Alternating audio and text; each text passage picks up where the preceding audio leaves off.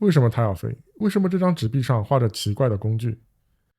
在收藏家眼里，这张1978年发行的葡萄牙20艾斯库多或许只是一件廉价的藏品，市场价不过几十元，但在历史学家看来，它更像是一本用鲜血与算法写成的飞行日志，折叠着人类航空史上最疯狂的一段记忆。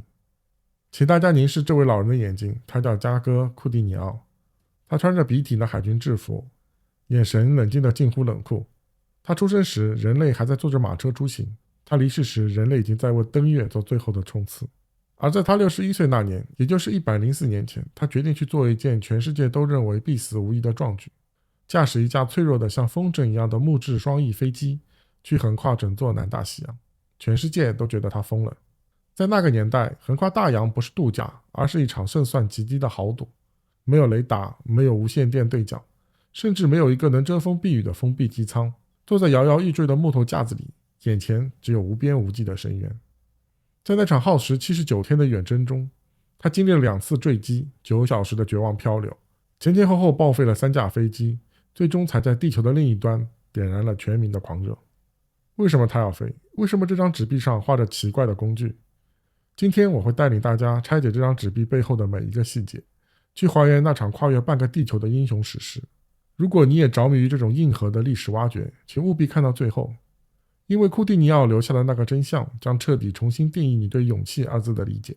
我们把时钟拨回1922年，那是一个充满了违和感的时代。一战刚刚结束，世界正处于旧次序崩塌、新科技萌芽的缝隙里。当时的葡萄牙正处于一种间歇性焦虑中。曾经的大航海时代，葡萄牙的帆船划破了地图的边界，达伽马、麦哲伦，这些名字让这个欧洲小国辉煌了几个世纪。但到了20世纪初，葡萄牙变得贫穷动荡，曾经的海上霸主如今只能看着英美德的飞机在天空中穿梭。就在这时，大洋彼岸传来了消息，巴西即将迎来独立100周年庆典。作为曾经的母国，葡萄牙太需要一次证明自己的机会了。他们想，如果我们的祖先能用木船征服海洋，那我们能不能用木头飞机再次征服更遥远的天空？但这有一个致命的技术难题。1922年，飞机的航程都非常短。更恐怖的是，一旦飞离海岸线，飞行员就会陷入航空失明。大海没有公路牌，也没有地标，当时的飞行员只能靠推测航法，也就是凭感觉和肉眼观察地平线来导航。但在上下颠簸的座舱里，地平线是会骗人的。只要偏离航道1度，1000公里后你可能会错过那个只有几平方公里的补给小岛。在茫茫大洋上，错过补给点就等于死亡。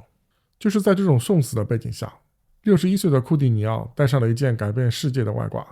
请看纸币正面这些精密的圆环，这就是库蒂尼奥能够活下来的秘密。库蒂尼奥不仅是个军人，还是个地理学家。他意识到要在天空中定位，就必须利用星星。但传统的航海6分仪在飞机上没法使用，因为飞机飞得太高，你看不到清晰的海平线。于是库蒂尼奥发明了一个改变世界的外挂，他在6分仪里装了几个人工气泡。原理其实很简单，不管飞机怎么晃，气泡永远是水平的。只要飞行员把星星和气泡对准，就能在漆黑的夜里锁定自己的位置。这就是他在纸币上获得礼义的原因。他不仅是在飞，他是在为空中航行制定生存法则。而他的搭档萨卡杜拉·卡布拉尔是位资深飞行员。这2个人的组合就像赛车手加上领航员。他们买下了一架英国制造的费尔雷3D 型水上飞机，你可以把它想象成一个装了劳斯莱斯发动机的大号燕子，机身是木头的，翅膀是帆布做的。出发前，所有人都认为他们一定会失败，但库蒂尼奥却在日记里平静地写道：数学是不会骗人的。1922年3月30日，在成千上万里斯本市民的注视下，水上飞机卢西塔尼亚号划出了港口。前几天的航程非常顺利，库蒂尼奥的6分仪像魔法一样无可挑剔。他们飞过加那利群岛，飞过福德角，但真正的考验在后面，他们必须降落在圣彼得和圣保罗群岛。这就是圣彼得和圣保罗群岛，与其说是群岛，不如说是几块礁石。它们就像大西洋中心随手撒下的几粒芝麻。如果没有库蒂尼奥的计算，他们不可能在飞行几千公里后找到这里。他们成功找到了，但在降落的那一刻，大西洋的巨浪像重锤一样砸向飞机。只听见咔嚓一声，飞机的浮筒断了。在那个冰冷的傍晚，卢西塔尼亚号在他们脚下慢慢下沉。他们被困在了这几块几乎没有陆地的礁石上，水和食物都极度匮乏。葡萄牙国内的消息断了几天，所有人都以为他们已经牺牲了。但就在此时，库蒂尼奥依旧在礁石上坚持做气象记录。这种冷静到几乎变态的心理，这是那个时代探险家迷人的特质。葡萄牙没有放弃，他们用军舰紧急运来了第二架飞机帕特里亚号。但这架飞机的命运更加多舛，在补完航程的途中，帕特里亚号的发动机熄火了。在漫无边际的大西洋中心，飞机变成了一块漂浮的烂木头。接下来的9个小时是人类意志的极限，他们在大洋中漂流。库蒂尼奥和卡布拉尔轮流站在浮筒上，挥舞着被海水浸湿的衬衫，海水不断拍打着他们的身体，湿温让他们的手脚麻木。你要知道，那是1922年，没有卫星求救，没有直升机。如果路过的货轮偏离航向，哪怕几公里，他们就会像无数淹没在历史尘埃里的无名氏一样，消失得无影无踪。奇迹发生了，一艘英国货轮巴黎城号发现了他们。当他们被拉上甲板时，船长劝他们回欧洲吧。飞了2次，掉了2次海，这难道不是上帝的警告吗？卡布拉尔看着库蒂尼奥，库蒂尼奥看着手里死死抱住的导航日志，对船长说：不，我们需要第3架飞机。这种偏执，这种对完成任务几乎宗教般的狂热，让整个欧洲只为之动容。1922年6月17日，在经历了79天的磨难后，第3架飞机圣科鲁斯号终于盘旋在里约热内卢的上空。这一天的里约没有阶级，没有政治，只有疯狂的欢呼。几十万人涌向海滩。当飞机触水的那一刻，人们冲进海里，把这2位浑身是盐渍、已经瘦了一大圈的英雄抬上了肩头。这次的飞行意义远远超出了体育和记录，它证明了空中航行可以像航海一样精确。库蒂尼奥回国后成了葡萄牙的民族象征，但他的一生也充满了孤独。